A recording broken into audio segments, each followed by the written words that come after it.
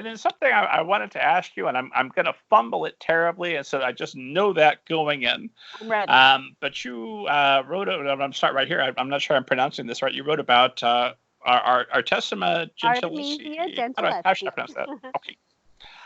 You wrote about her choosing between life as a nun or a paint pigment grinder, which seems like an easy choice. And she had to make several difficult choices in a male-dominated society.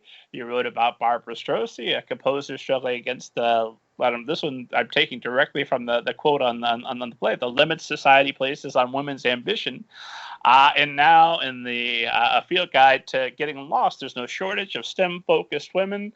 You're very focused on strong women characters, and it's not just, oh, that's the strong woman character. Throughout, we're presented with multiple strong female characters. And you said that you wrote Blood, Water, Paint for your daughter.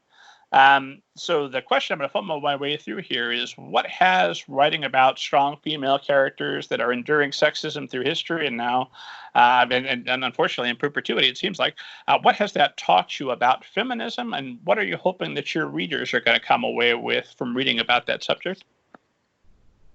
So, well, I'll say first about what I hope readers come away with, and that is to say, I don't have hopes in the same way that I don't think about an ideal reader.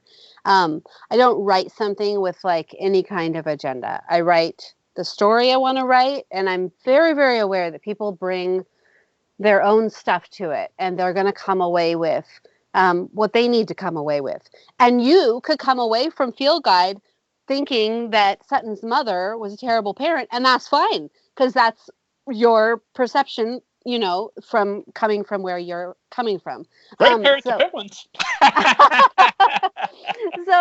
So I don't approach it thinking I'm trying to teach the reader anything, right? Because I think everybody is going to take what they need to take from a story. And that might be different depending on when they read the story. You know, if they read it a year later, it might be something totally different.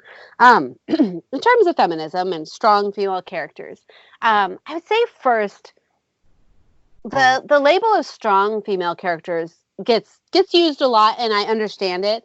But I think it's not quite right, or at least it can be perceived in different ways. But I would say that I'm not trying to write strong female characters.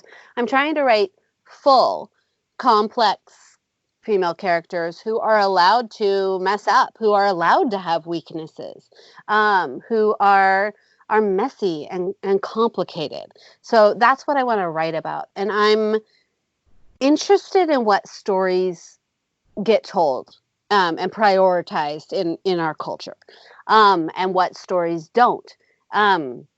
So, like, for example, when I discovered Artemisia's story, she's this real historical figure, painter from the 1600s. And in the last few years, people are starting to know a lot more about her. But I discovered her story 20 years ago. I'd never heard of her. And I was horrified that this really amazing woman existed and created amazing art. And I had never been taught about her alongside the other great masters who, of course, I was taught about, but they're men.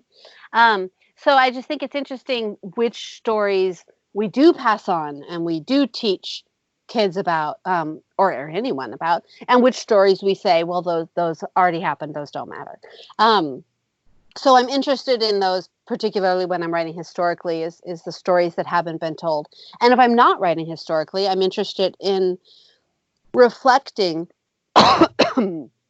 excuse me, characters for a reader who maybe look like what they want to be, but wonder if they can be, or who give them permission to be complicated, full, messy characters. And I don't only write for girls to empower girls. I also write for boys to read about girls who are these full, complex characters. In terms of what I've learned, I certainly learn from each book I write. Definitely in terms of craft, you know, I'm always learning what works and improving in my writing. And I learn things about myself personally on an emotional level. There's always, even in lighthearted middle grade, there's stuff that comes up that I go, oh, I keep writing about this thing. What is that? And so I learned that things about myself. I don't know if I learn about feminism so much as I come to writing with feminism as a part of who I am, and so the stories I choose to write spring from there. Yeah, does that make sense? Absolutely. Okay. And that's the other thing that terrifies me about writing. I was talking about being concerned about tweets that get too personal, but writing is incredibly personal. And yes, your subconscious does manage to there are a couple of chapters in both of the later Bannekers that I will never read in public because I would not get through them without crying all over myself. And then I die, I suppose, on the chair and just and that'd be it.